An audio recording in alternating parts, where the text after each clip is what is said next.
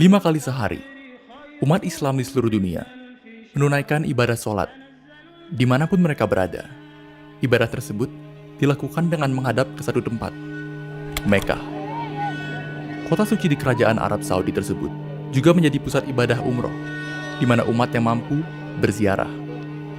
Selama berabad-abad, tidak ada gangguan terhadap tradisi ini.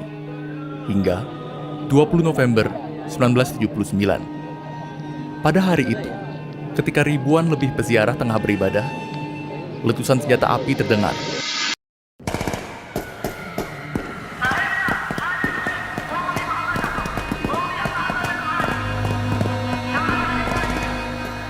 Sementara kebingungan dan ketakutan merebak, ratusan pria bersenjata menyerbu Masjid Al-Haram dan menawan seluruh jemaah di dalamnya, sampai tuntutan mereka terpenuhi.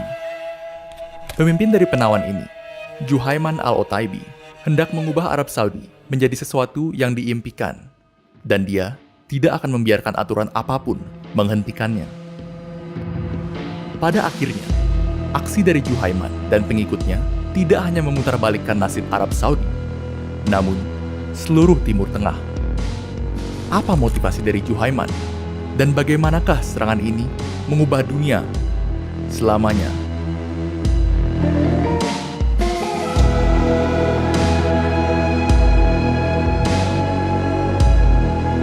Religion's holiest shrine is the Kaaba, a cubical building to which Muslims throughout the world turn when they prostrate themselves in prayer. By their insistence on the strictest interpretation of the Quranic laws, the country's religious leaders have succeeded in shackling material progress.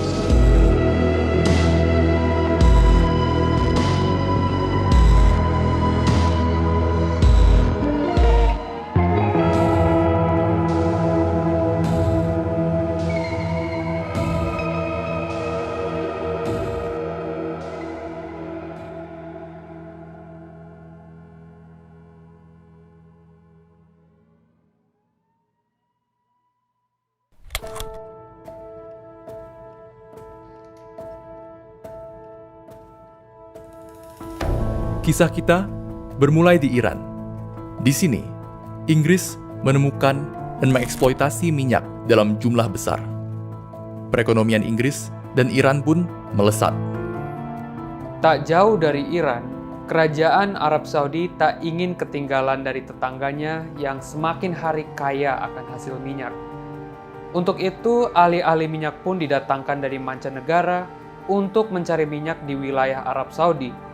Dan pada tahun 1938, minyak tersebut ditemukan oleh Amerika Serikat.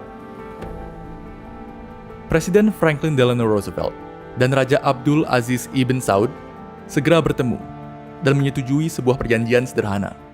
Arab Saudi akan membiarkan Amerika Serikat mengelola serta mengeksploitasi minyaknya, dan Amerika Serikat akan membantu Arab Saudi dalam pembangunan. Dengan persetujuan ini, sistem kapitalisme Barat dan monarki Arab Saudi bersinergi. And then, at Dammam, it happened. Oil in commercial quantities had been brought in after 3 long, discouraging years. Now that the pioneering has been done, the way is open for other American companies to come into the Middle East and join in developing its great resources for the benefit of its people and of the world. Hari demi hari, infrastruktur bertambah, bisnis bermunculan di mana-mana, dan yang lebih penting lagi, kekayaan keluarga kerajaan Saudi meningkat pesat. Pada tahun 1964, Arab Saudi dipimpin oleh Raja Faisal. Beliau hendak menggunakan kekayaan dari minyak ini untuk memajukan kerajaannya melalui pendidikan. Edukasi diberikan kepada pria dan wanita secara setara. Dan pada tahun 1965, televisi pertama Arab Saudi disiarkan. Minyak telah membawa berkat, namun juga tantangan.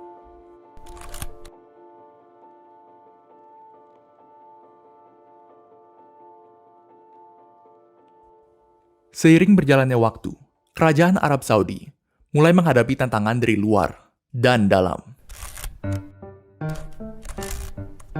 Dari luar, satu persatu kerajaan Arab mulai dijatuhkan oleh pemerintahan sosialis. Rezim-rezim sosialis ini mempromosikan ideologi pan-Arabisme yang tentu mengancam kedudukan kerajaan Saudi. خسائر اللي عندنا 136 ضابط وعسكري كل واحد فيهم جزمته أشرف من تاج الملك سعود والملك حسين. Untuk menghadapi ini, kerajaan Saudi melakukan dua hal. Yang pertama, mereka menerima tawaran AS untuk membangun markas militer di kerajaannya. Kedua, mereka semakin gencar mempromosikan ideologi alternatif dari sosialisme Arab, yakni pan-Islamisme. Dengan ideologi ini, Arab Saudi memperkuat kepemimpinan akan dunia Islam sebagai penjaga dari dua kota suci, yakni Mekkah dan Madinah.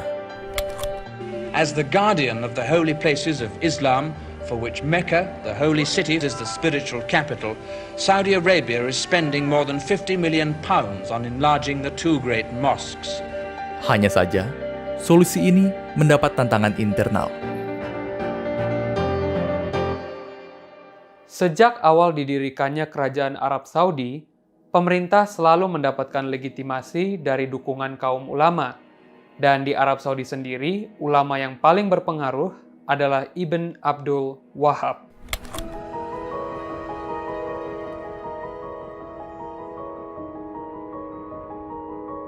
Lahir pada tahun 1703, Abdul Wahhab terinspirasi dengan ajaran Ahmad ibn Taimiyah. Hidup pada masa-masa perang salib, Ibn Taimiyah menghalalkan perang melawan bangsa non-Islam, terutama Kristen, hingga bangsa Muslim lain yang tidak sesuai dengan ajarannya. Ajaran Abdul Wahhab dinilai terlalu radikal dan ditolak oleh keluarganya, suku-suku lain, hingga ahli-ahli Islam terkemuka dari Al-Zaituna, Tunisia. Hanya satu orang yang memberinya perlindungan, Muhammad ibn Saud, yang kemudian membangun dinasti Saudi. Bersama dengan Abdul Wahhab, dinasti Saud dibangun di mana keluarga Saud akan mengurus politik serta melindungi ulama.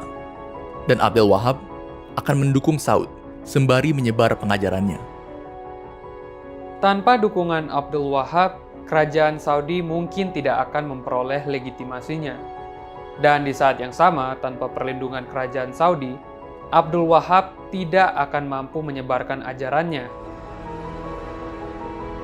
Ajaran Ibn Abdul Wahhab terkenal sangat intoleran, radikal, dan anti-Syiah. Kekaisaran Ottoman menamai ajarannya Wahhabisme. Wahhabisme memang tidak dianut secara global. Namun, dukungan dari ulama-ulama Wahabi memampukan dinasti Saud menaklukkan dan memerintah Arab Saudi sejak dahulu kala. Hanya saja, dukungan ini semakin tergerus sejak pemerintahan Raja Faisal dan dengan aliansinya bersama Amerika. Pasalnya, puluhan ribu pekerja dari AS harus menetap di kerajaannya berkat aliansi tersebut.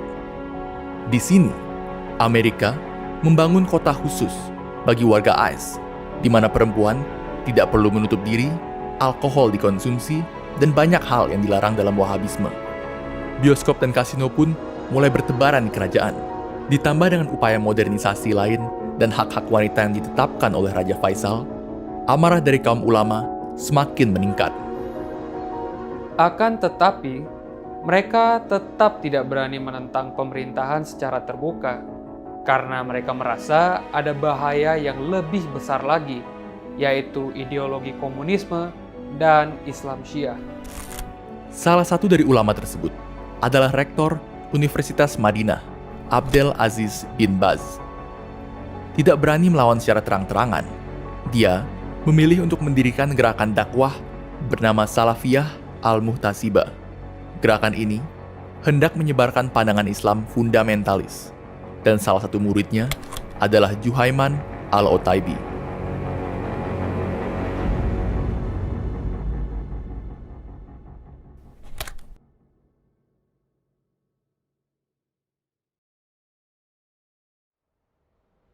Juhaiman adalah mantan dari Garda Nasional Saudi, pasukan khusus rezim Saudi yang bertugas menjaga keluarga Al Saud dari potensi kudeta, baik internal maupun eksternal. Namun, ceramah dari bin Baz membuat Juhaiman semakin membenci kerajaan Saudi. Menurutnya, bagaimana mungkin keluarga kerajaan yang seharusnya melindungi Islam hidup berfoya-foya dari hasil kerjasamanya dengan negara kafir? Mengapa, pikirnya, warga Arab Saudi harus mengikuti gaya hidup Amerika? Dan terlebih dari itu, mengapa gurunya sendiri tidak berani menantang mereka dengan terbuka? Dan pertanyaan-pertanyaan ini mendorongnya untuk mengambil satu kesimpulan. Dialah yang harus berjuang, bukan ahli-ahli agama. Perlahan-lahan, dia menambah jumlah pengikutnya dan mempersiapkan persenjataan bagi aksi terbesar di sejarah Arab Saudi. Dia akan menawan seluruh Masjid Al-Haram. Lalu, pada tahun 1979, dia menjalankan aksinya.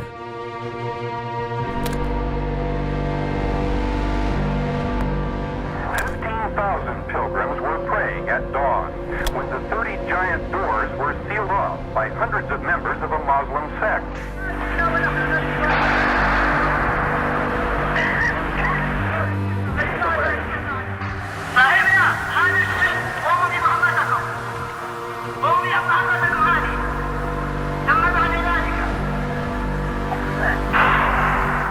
The minarets echoing with the sounds of gunfire, causing harm to the innocent, to the citizens, even those who came to the rescue, all were victims of this heinous act. Pilihan tempat tersebut bukan tanpa alasan. Dalam Islam, kekerasan sangat diharamkan di tempat suci seperti Masjid Al-Haram. Alhasil, pihak keamanan tidak memiliki persenjataan lengkap. Semua polisi yang datang ke lokasi pun tidak berani menyerbu tempat suci tersebut. Dan dengan cepat dihabisi oleh penembak jitu Juhaiman.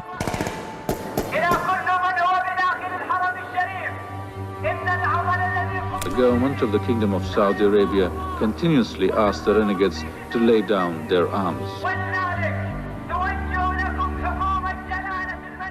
Dan tentunya, pemerintah Arab Saudi yang tengah dipimpin Raja Khaled tidak bisa mengabaikan Juhaiman. Awalnya, pelaku dari penyerangan ini masih rancu. Apakah ini kelompok Syiah, komunis, atau Israel? Lalu, gerakan Juhaiman diberitakan. Juhaiman menyatakan adik iparnya, Muhammad Abdullah Al-Qahtani, adalah Imam Mahdi yang ditunggu-tunggu dan menuntut beberapa hal. Usir semua orang asing dari Arab Saudi, hentikan perdagangan minyak dengan dunia barat, dan tumbangkan keluarga kerajaan Saud yang gagal melindungi Islam. Dengan ini, pemerintahan Saudi terjebak dalam suatu dilema. Apabila mereka menyerang Juhaiman, mereka akan dituduh melanggar aturan Islam. Namun apabila mereka diam, mereka akan dianggap gagal melindungi tempat suci Islam. Hanya satu cara agar masjid tersebut layak diserang, yaitu bila kaum ulama menyiarkan sebuah fatwa yang memperbolehkannya. Bin Baz mengetahui akan hal tersebut dan dengan cepat memanfaatkan situasi. Bersama ulama lainnya, mereka setuju akan mengeluarkan fatwa tersebut apabila pemerintah Saudi memutarbalikkan kebijakan Raja Faisal. Pada dasarnya, mereka meminta hak-hak perempuan dan segala kegiatan yang dianggap bertentangan dengan ajaran Islam sesuai versi mereka dihilangkan. Tak melihat pilihan lain, pemerintahan Saudi terpaksa mengalah. Tak lama setelah perjanjian itu, pasukan pemerintahan Saudi dengan bantuan komando Pakistan dan Perancis menyerbu area masjid dan berhasil menangkap Juhaiman beserta beberapa pengikutnya. The soldiers fought with determination to overcome this band of infidels who virtually turned this house of peace into a fortress. This is a glimpse of the surrender.